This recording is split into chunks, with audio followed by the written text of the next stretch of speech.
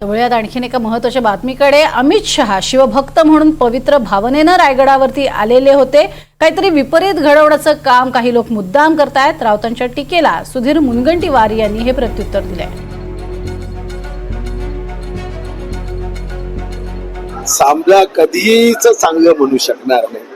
छोट्या छोट्या गोष्टीतून टीका करणं हे सामन्याचं सध्याचं एक मात्र काम आहे।